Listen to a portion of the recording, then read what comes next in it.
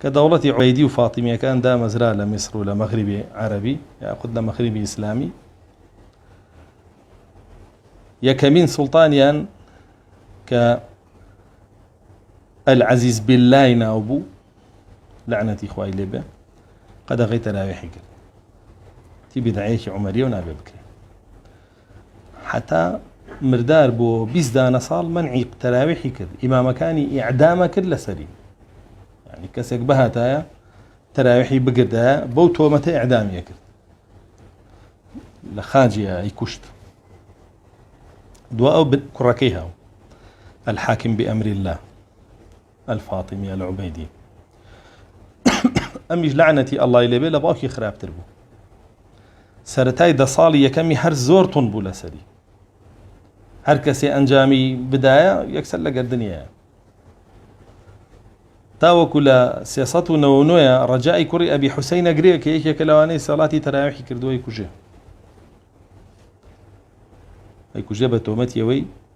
نوێژی تەراویحی کردووە تاوەکو 405 لە 405 صلاحی کوڕی ئەبوو قاسمی واسیتی ئەگرێ زمانی ئەبڕێ لەبەرەوەی لە بەیت المەقدیسا تەراویحی کردووە بۆ خەڵکی سەرۆ زمانی ئەبڕێ ئەمەندە دژی سونەتی ڕەسوڵ الله بوون صلی الله عليه وسلم کەچی لە 400 کوفر و شیرک و شیەتی بەریایە ڕێی پێیە لە بە بێقێنە بیک دواو دیسان منعیەکاتەوە دواو دیسان منعیەکاتەوە حتا وەکو مردارە بێتەوە دوا خۆی یەکێکی تر لە عایلەکەیان دێ یەکێکی تر لە عایلەکەیان دێ کە ناوی معیز الدین الله العبەیدیە کە ئەمە لە هەمویان پیسترە لە هەمویان کافرترە سەباسیەکی ئەمیش منعی تەراویحەکاتەوە دیسان ئیتر هەندێک جارێ هێڵێ و هەندێک جار منعیەکە هەندێک جارێ هێڵێ و هەندێک جار منعیەکە تا نزیکی 7 ساڵێک وا ئەبێ دووا ئەو هەڵ ئەسێ بە داهێنانی کۆمەڵێ جەژنی لەدایک بوون یەکەم جار لەدایکبوونی ڕەسوڵ الله دانێ مەولید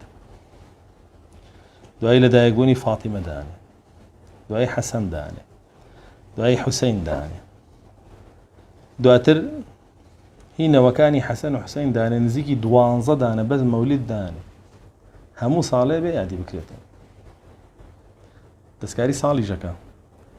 ساڵەکە بە 29 مانگ لە 12 مانگەوە الله جل جلاله فرمي إن عدة الشهور عند الله 12 شهرا في كتاب الله يوم خلق السماوات والأرض منها 4 حرم أو كابا 29 مانگ وعدي عاواك أو مهدية ومهديك همو سرزوي شاوريت و ڕۆژیش وەکو خۆی هێڵێتەوە لە مانگە هەرسی ڕۆژە ینی ساڵەکە بە 29 مانگی 30 ڕۆژ 2.5 خۆی ئەم کابرا بە هەمان شێوەی باو باپیرانی قەدەغەی تەراویحەکە وەلەو لاشەوە ئەو مەولیدانەدا هێنێ جەژنی داغڵبوون بە ساڵی هیجری جەژنی کۆتایی هاتن بە ساڵی هیجری جەژنی ئیسرا و میعراج ئەم جەژنانە هەمووی ئەودایانێ تاوەکو تقریبا لە ناوەڕاستی سەدەی 4 لا ئەیە ئەو وەختە ڕێگاداتەوە بە تەراویح ڕێگاداتەوە بە تەراویح لە ترسی خەلیفەی عەباسی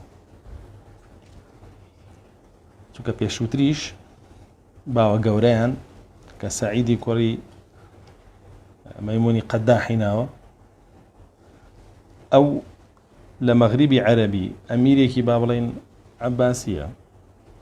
کابینێ خەڵک جاهیلە و نەفامە و نەزانە خۆیەکا بنەوەی ڕەسوڵ الله صلی الله علیه وسلم لیان بەیعەتی پێدەن و ڕاپەڕێ لە خەلیفەی عەباسی و ئیتر وڵاتی مەغریب و جەزایر و تونس و میسڕوانە میخواد جێر دەسەڵاتی خۆیەوە بۆ شێوە مێنێتەوە ئەم باوە گەورەیان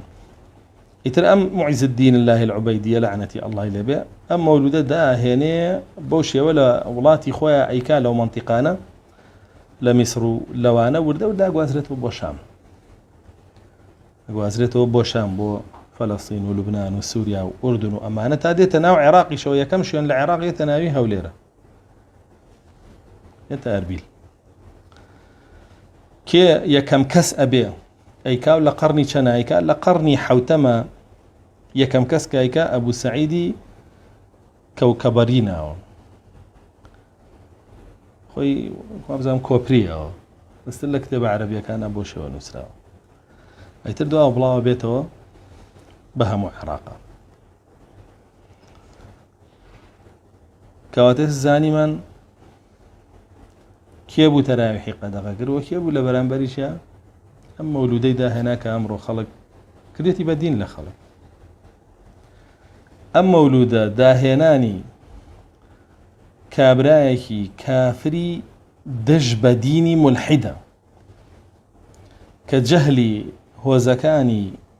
بابلين مغربي إسلامي قوستو خوي كربا خليفة ليان وخوي ناونا مهديك الأصل ناي سعيدي كوري ميموني قداحي مجوسي ملحد بو وكو سيوطي والي وكو غزالي والي هستا أم ديني بو دا هنان وأماني جيسا بيروية كانوا أشيدانا بالإسلام وبالغشي بو هنو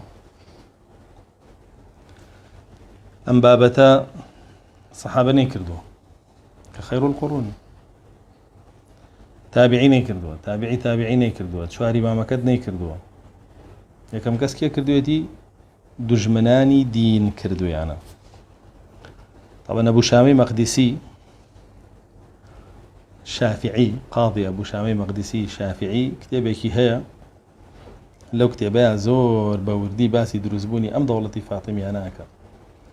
كأمانة لأصلا مجوسي بون ملحد بون هاتن خوان دا بال آل بيت وأفرمي كانوا أعداء العلماء والمحدثين كانوا يصلبونهم ويقتلونهم ويطردونهم ويلحقون بهم فرمي محدث علماء يتردج مني سركي أوان بون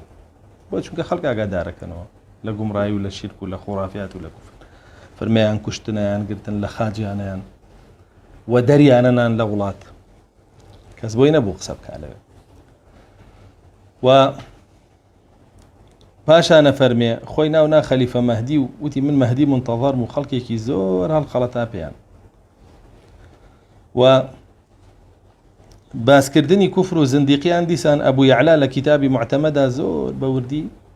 بلقاه هينيتو يسلمينك أمانة أصلي عن يهودي أو كافر ومشرك وم دولة عبيدية عندنا ناوينا دولة فاطمي بناي فاطمي كتير رسول الله صلى الله عليه وسلم بوي شكان ينبروه ويخلق لي أنور قرية كفر وشركة كان بهماشي وغزاليج لكتابي فضائح الباطنية وزقا أواني مولودة كان كتابي أم إماماني خواني أنا خيان دور أوزان مسألة كتشي لكتابي فضائح الباطنية قرسرين عبارتي لسري أنا فرمي مذهبهم ظاهره الرفض وباطنه الكفر المحض فرمي مذهبي أأماني كمولودي عندها هنا عبيدية كان وفاطمية كان أفرمي ظاهرية كي رفضة يعني شيء أبونا تشيعا وفرمي باطنة كي كفريكي محضة كفريكي رون وأشكرها حيث الله أما إمام كان يعني إما أبي هرشتياكين بزاين إمام من كي لو اشتها يساقر لمولودة إمام من صحابة بنايا مجمعك بس لمولودة إمام يخلق كي أأمانا كغزالي والي لباريان وكسيوطي والي لباريان وكأبو شامي مقدسي والي لباريان بابلين زوريكي تل زانيان لأبو يعلى ولا أوانيتر والين لباريان حتى أبو الحسن قدوري حنفي كإمام حنفي كان لسردمي خويا تكفيري أنا كاو كتابي كان لسرنوسي أبو حامدي إسفرايني شافعي لسردمي خويا تكفيري أنا كاو كتابي كان لسرنوسي قاضي أبو يعلى قاضي أبو شامي مقدسي ومحمد كري أبي زيدي إمام مالكية كانيش كقاضي مالكية كانيش بولا مصر كتابي كان لسرنوسي لو كاتها كافري أنا كاو وأبو بكر كري طيب بهمانشي وكتابي كان لسرنوسي كشفوا الأسرار وهتك الأستار في مذهب القرامطة الباطنية أو يجلبه قسيس صدان زانان نقلك على سر كافر بنيان أما هي إمامي مولود شيء كان أمهم كتابان لسر نسراوة كأمانة كافرن ما ينكن بإمام شون يعني مكون دين لو أنا ورمقرن بلا أبوا إلا أن يأخذوا دينهم من الكفار وأعداء الإسلام لأن قران هتا دينك إخواني يعني لكافر ومشركة كان ورقت لدجمناني دينك إخواني ورقت كان وكان ميموني قداحي يهودين يا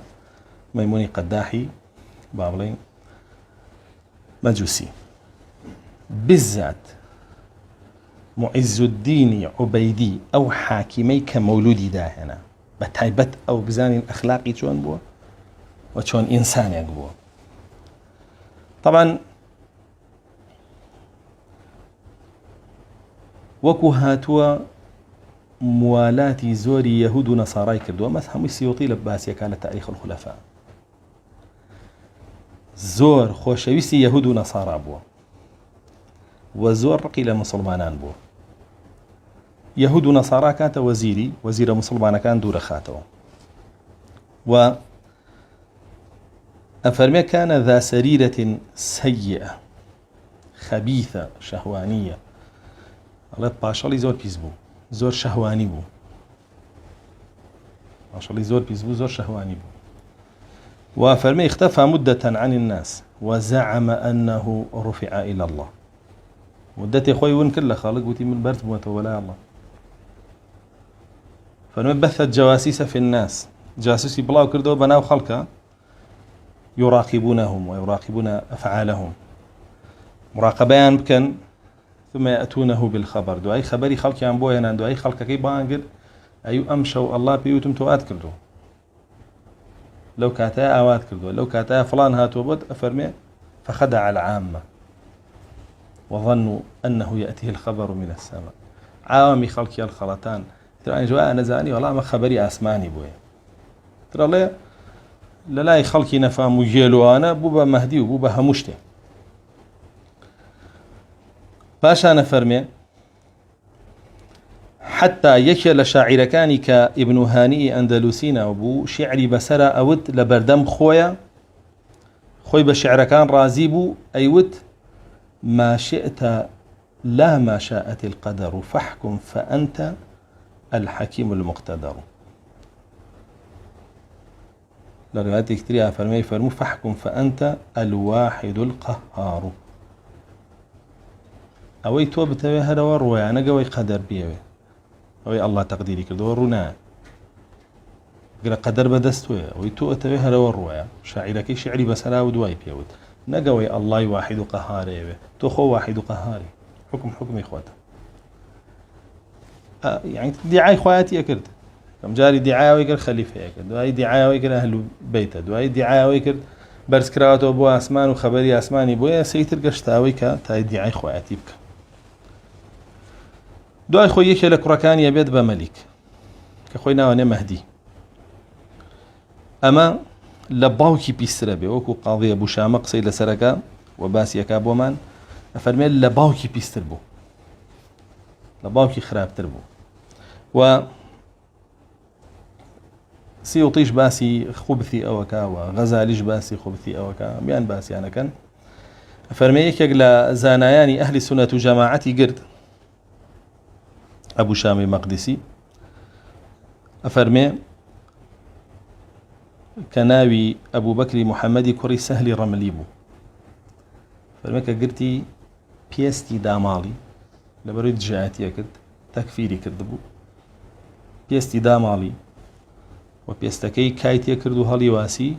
لشكشي ببي بيست لخاجدا فرمي كان عدوا للعلماء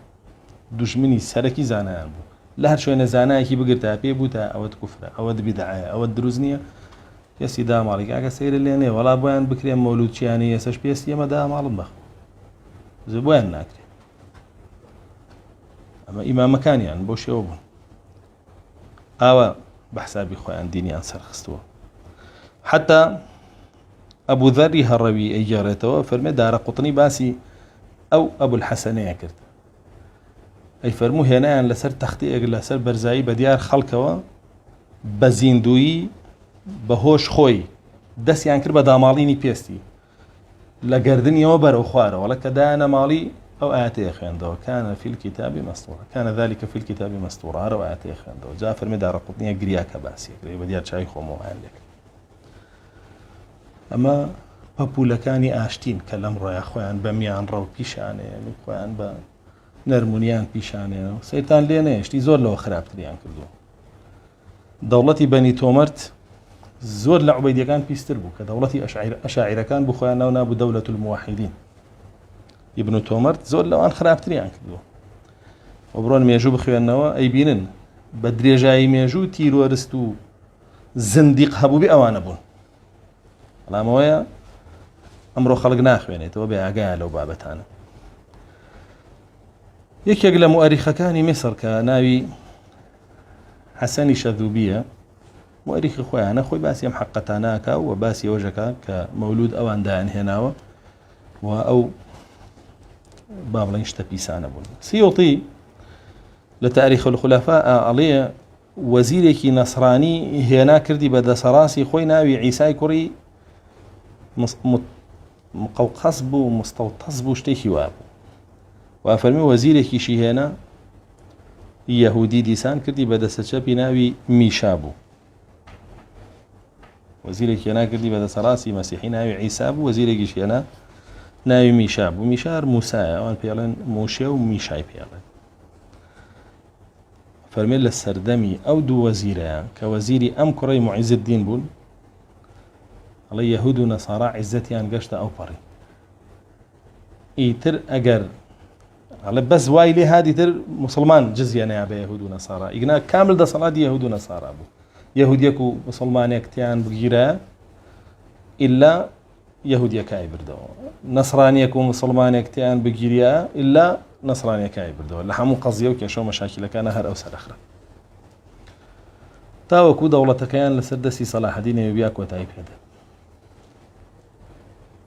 ئەلەو کوفر و شیرک و خورافیات و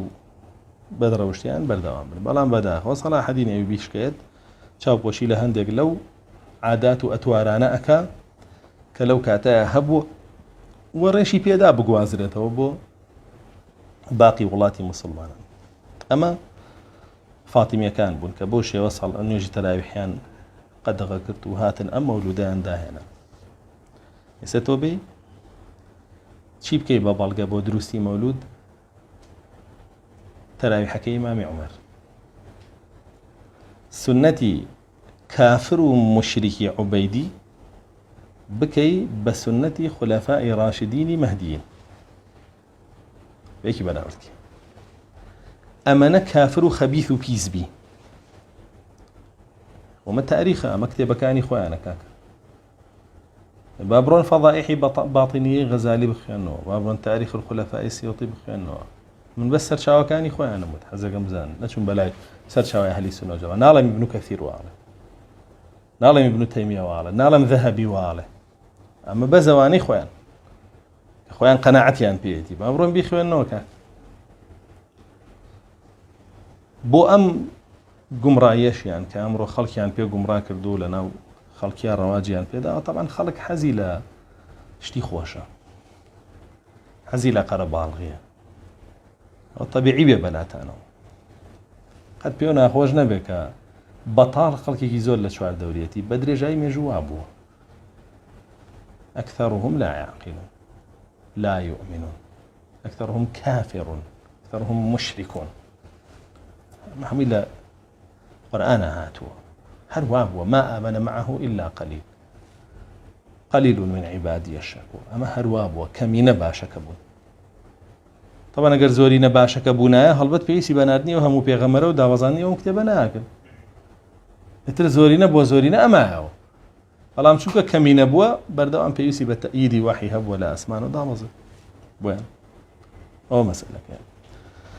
ئەنجابەی دووە ئەو حەدیثی ڕەسوڵ الله صلی الله عليه وسلم کە بۆ دژایەتی ئەمەیە بیکەی بە بەڵگە بۆ دروستی ئەمە. من سن في الإسلام سنة حسنة بیکەی بە بەڵگە بۆ یعنی ئێسا عوبەیدیە کافر و مشریکەکان سنەی حەسەنەیان داهێنا. ئاشە ئەمە سنەی حەسەنەیان داهێناوە لە ئیسلامە حتا قیامەت مسلمانان ئەو سنەی ئەو بکەن ئەوان ئەجریان دەسەکەی ئەو کافر و مشریکانە فله أجرها وأجر من عمل بها. بشي دومي فرمودك بونا هيني ومن سن في الإسلام سنة سيئة أو السنة سيئة أوان دان هنا بوشي أمان دان أبريني بسر يعني أخوي أمان يقريتو هو چه بشي يكمي بوه هنا بشي يكمو إمام عمر أقريتو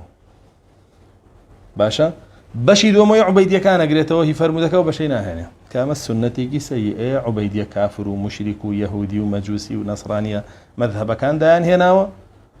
كأهل الشهوة ودنيا ورياسة كأعداء إسلام وعلماء ومحدثين بن أوان دان هنا نالي والسنة سيئة تاوانا كي بمليه وانا وهركسي كجن جامي بدا يا موالين ماشي تبري أما بكي بوا يا بلقي أفشوا السلام أطعموا الطعام صلوا الأرحام وصلوا بالليل والناس نيام تدخلوا جنة ربكم بسلام بلا مولودة مولودة راسك إطعامي طعامك صال دوان زمانها بهرمانيا بكي أو التقييد كردني كلامي رسول الله صلى الله عليه وسلم لا تواني بكي تقييدي كي بمانيكو ببخشة بين ورا بعد دوان زمانها توابي دي ببخشي شونيشكي سلي رحم بقيني سلام لما سلمانكي ورا دوان زمانها وابا أقر راسك ازدروك حديث ابو دوان زمانيه بو مانينيه بتنيا ويان زمان بيعقابي لسيلي رحم ولا شونيه جولا ناندان ولا او بابا تانيتر لعنتي خواد لبيت صحابي ام حديثوات يا قشت شو صحابي حديثي من سن في الاسلام سنه حسنوات يا قشت اي من كذب علي متعمدا فليتبوأ مقعده من النار هي دروزن درو هلا بس بو رسول الله صلى الله عليه وسلم شلون يخو ما ذاك لا اقرا لعنتي الله دليبك ايدي تبال الله زور جار قل بفضل الله وبرحمته فبذلك فليفرحوا ام ايتا كيب مولود دي صحابه نيكرتينا قج لو ايتا عبيديه كان ليت يقشتن فاطميه كان ليت يقشتن مجوسي ويهوديه كان ليت يقشتن وايتا تطبيق ينكرت صحابه لين تينا قشت شوار امامك ليت يانا قشت تابعي ليت يانا قشت تابعي ليت يانا قشت 400 ساڵ دوا ئەوانە دەولەیەکی کافر هاو ئەو لێت تێگەشت و تەطبیقی کرد و زانی چییە؟ تۆ چۆنە چی ئەم ئاەتاکەی بە بەڵگە بووە هەر ئاەتێکە بۆێنە هەر حەدیثێکە بۆێن ئەیانەوێت تەئویلی پێ بکەن بۆ دروستی ئەو بیدعەیەی کە عوبەیدیەکان دایانهێناوە عەقڵ هەبێ وڵێ بۆ سەحابە نەیکرد بۆ تابعی نەیکرد بۆ تابعی تابعی نەیکرد بۆ چواری مامەکە نەیکرد بۆ نایبینی لە تاریخی ئیسلامە لە دوای هاتنی دەوڵەتی عوبەیدیەکانەوە نەبێ يكتب بو بين باسي كردوه هات بي بدميا وبابته كاربغاتا وي بختان بو صحابه والله صحابه مولودي كردوه مولودك شي بو باسي بيغمري كردوه صلى الله عليه وسلم 24 ساعه باسي بيغمر صلى الله عليه وسلم كاين صال دوان زي ما انقاي كاين حديث كاني شرح كاين بو خلق ورواب كتوش ورواب بعد السماتكم والله بين آوا صال دوان زمان قو 24 ساعة حديث كاني رسول الله بو خلق شيكا وصحابة أسادس يان ما تشكي بلام وانا كان وان بو مانگه بو چێش خواردن و گۆش خواردن و پارە پیاکردن و دەڤلیان و گۆرانی وتن و تێکەڵاوکردنی کچ و کوڕ و ڕەقس و سەماکردن و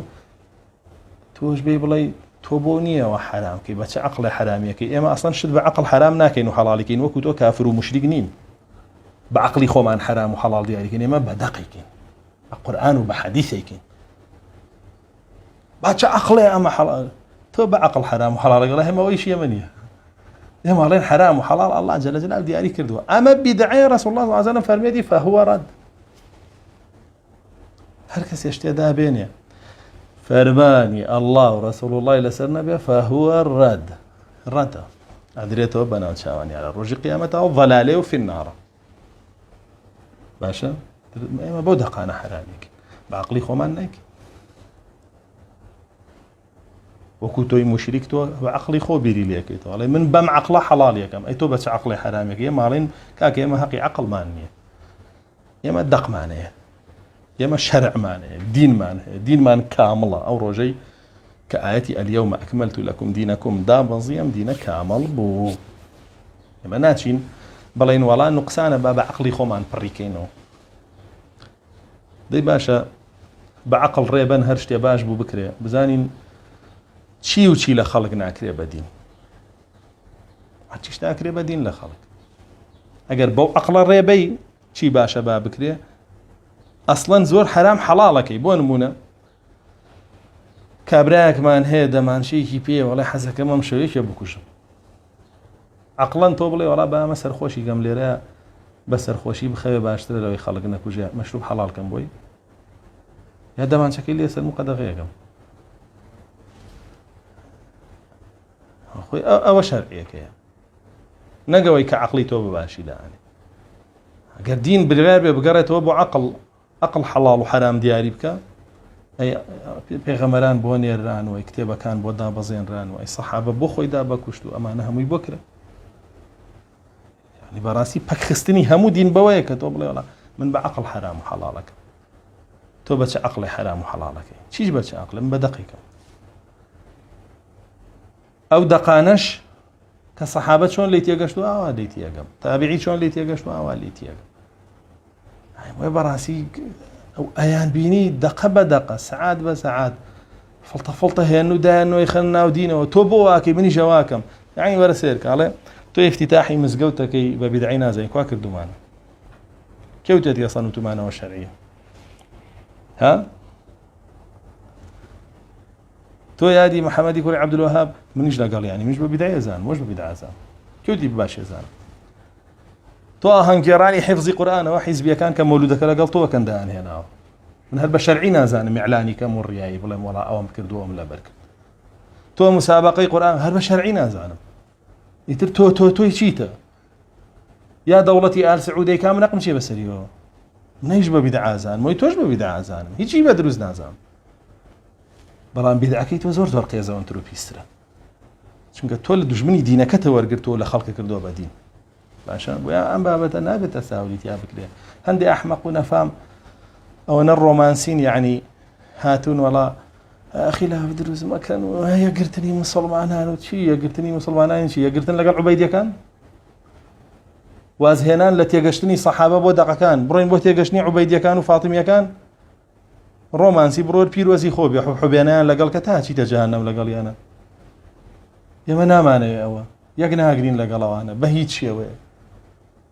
خۆ ڕازی نابێ پێوتانە ڕۆی ڕەقسی لەگەڵا بکەیت کابرا کوڕ و کچی تێکەڵ کردووە ڕەقسەکە دانیشتواڵێ ئەمە شەرعیە ئەمە خۆشەویستیە بۆ پێغەمبەری خوا صلی الله علیه وسلم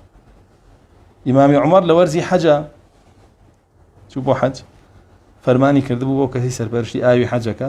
حەوزێ دروستکە بۆ ژنان بەجیا حەوزێ بۆ پیاوان هی پیاوانی دروست کردبوو ژنان هێشتا تاو نەبوو ڕۆژ بینی کۆمەڵێ ژن دەست نوێژەگرن لەسەر حەوزێک بەرامبەر بە پیاوەکان بەدارتیان بەربوو هەمووی ڕاونە تێکەڵی کردوون بەجلی ئاڵوواڵا و ڕوتوقوتەوە ڕەقسەکەن سەماکەن هەڵەپەڕن ئەگەڕێن دەفلێ ئافرەتە جلی پیاوانی لەبەر کردووە کامل میکیاجی کردووە ئەڵێ بەچ عەقڵێ ئەمە حرامەکەی ئەی موشریک تۆ بەچ عەقڵێ حەڵاڵیەکەیت و ڕێی پێ دەیت و بە شەرعیە زانی ئەگەر شەرعی نییە بۆ هەڵناسی قسە بکەیت بۆچی هەڵناسن قسە بکەن دەی بڵێن ئەم شتانە شەرعی نییە بەس لەگەڵیان پێیان دروستە يعني بيان بيش شاي خود أم دفو أم قران يسري عايلين وكلوتي كان بسر رسول الله صلى الله عليه وسلم إمام عمر زينو وياك عوايب كرد شي بيها كرد الرسول الله صلى الله عليه وسلم خوي قبول يقول كابلا شعري دا شعر لنا مزقوتا ودي شي ودي أي باشترين مان وكري باشترين مان ودي جاري كوان لي جاري كوان لي ودي عبد موتي وكو عبد خوم وكو عبد خلاص مدانيش كابراش وصفي يكي كيكر بباج وتي قطعت عنقه قد لقلوا أنا أبو رسول الله صلى الله عليه وسلم والله شعر وتراوى كوري بيغمر صلى الله عليه وسلم وشي شعري موعظة شعري أخلاق شعري تشويق بين بيمان بله سرسر وسر شامان بلام توسو كاتي بكي برسول الله صلى الله عليه وسلم لقل صحابة كاني بناي شعره بخوبادان وبدفليان وسوران نوي لسر بنجيك والرقص كردنو يعني ما بري بختانه بو صحابة وان كردوه يعني إنسان أونا جرأت بك بو سلماندني بدعيك وكفرك بيد دو صد كفر بدعي كجري بيبدا لقاليا دو صد حرامي تر حلال بك نتان ديوا بلاو بيتو فيديو كانيان خو فيديو كبلاو كراي تا بلاو كراي خو بو اوايكا هر اصلا بو شي تصوير يا بو بلاو كاتو دواي يو تاني بلاو شي كردو تو بين راويشه تو انكاري شي لناكي يعني اگر هر اجلي كاكا مولود بلا بشرعي بلا بشرعي هيج نبي كخوي بدعكش بڵێ بە شەرعی با ئەو بێشەرعیانە و ئەو حرامانی تێنەکەوێت تو هەڕەواجی پێدەی کۆیانەکەیتەوە لە قاعەیەکە بەرامبەر بێک سەر بایان و مل بایان و دەست بایان و سنگ بایان و سمت بایان و سەیری یەکتری بکەن لەژێر پەردەی چیا خۆشەویستی ڕەسوڵ الله صلی الله عليه وسلم کە سەیری شیەکەی شکڵ و شێوە و جل و بەرگ و هەیکەل و ڕەفتار و هەستان و دانیشتنی هەمووی هی یەهود و نەسارایە باشە ڕاستی ئەمە کارە ساتە تو هەر بژڕۆی بگەڕی با شتێکی بۆ بێنمە و با دەلیلێکی بۆ بدۆ هەرچی دەلیلێکی بۆ هێنای عەقڵە هەبێ کاکە سەحابەوا تێگەشتووە تابعیوا تێگەشتووە ئاوا تەطبیقی کردووە نەخێر درۆت کرد بەدەم سەحابەوە درۆت کرد بەدەم تابعیەوە درۆت کرد بەدەم تابعی تابعیەوە دەی تۆ درۆزنی بەڵکو سەلەفی تۆ پێشەوای تۆ لەم بیدعەیەتە عوبەیدیەکانن ئەم کافر و مشریکانن کە باسمان کرد ئەوە جوابت بێت یە نەکەوی بۆ شتانە نەخەڵەتی بۆ شتانە هەرچەنە ئەشیان بینی بەڵگا هێننەوە و خۆیان شینەکەنەوە و هەرچی بەخشراوەکانیان و سەعلوکەکانیان و نەفام و نەزانەکانیان نایهێنن قوماشە پێچیان لەسەریەوە و داعیشە لەبەر کامێرایە کات دکتۆر فڵان و شێخ فڵان و مامۆستا فڵان و ئەوێ شەرعیەتی پێ باڵمە خەڵەتێ بەوانە بیدعەکە دێ بستێکە دوایی ئەبێ بە چەند کیلۆمەترێ طبیعەتی وایە و هەر کەسێ درۆیەک بکە بۆی شەرعیەت بە درۆکەیبان ناچارە هەزاران درۆی تر بە چواردەوریا بکە بۆ ئەو درۆی هەڵنەوەشێتەوە بۆیە ئەوە ئیشەکەیان بەس ئەوەیە هەرچی ژەهێنن باشە کۆیەکەنەوە هەمووی حسابی پەتەکانی ساحیرەکانی بۆ بکەن کە بۆ موسایان هەڵدا ئەو چی کرد فألقى عصاه فإذا هي تلقف ما يأفكون یەک بەڵگەی شەرعیە ئەمەی تۆی کەی ئەم دەقانەی تۆی هێنی ئەم بەڵگانەی تۆی هێنی سەحابە زانی بووی ئاوا لێ تێگەشت بوو ئاوا ئەنجامیدا بوو یەقیناً ڕێ سەحابە وای نەکردووە هەر کەلیمەی مەولیدی نەبەوی ئەبینی لە تاریخی ئیسلامە لە پێش عوبەیدیەکانەوە نایبینی کاتە کێ هێنای ئەوان هێنایان تۆ دوای کێ کەوتی دوای ئەوان تۆ دوای سەحابە نەکەوتی دوای تابعی نەکەوتی دوای تابعی نەکەوتی دوای چواری مامەکە نەکەوتی دوای زانایانی ئیسلام نەکەوتی درۆ نەکەی بڵێ من دوای ئەوان کەوتم تۆ دوای نەوەکانی مەیمونی قەداحی مەجوسی ملحید کەوتوی وەکو سیوطیەکەی خۆت ئەڵێ و وەکو غەزالیەکەی خۆت ئەڵێ شوێن کەوتەی ئەوانی ئەمە حەقیقەتی ئەو بابەتەیە کە ئەیش پەیوەست بوو لەسەر بابەتەکانی تەراویح بوو چونکە ئاگادار بن هەموو جارێ ئەهلی گومڕایی کە گومڕاییەک داهێن لە بەرامبەر دژاتی سونەتیەکەن دژاتی تەراویحەکەیان کرد بەڵام ئەویان هێنا کردیان مەشەڕە لێرە وەستین ئینشاء الله الحمد لله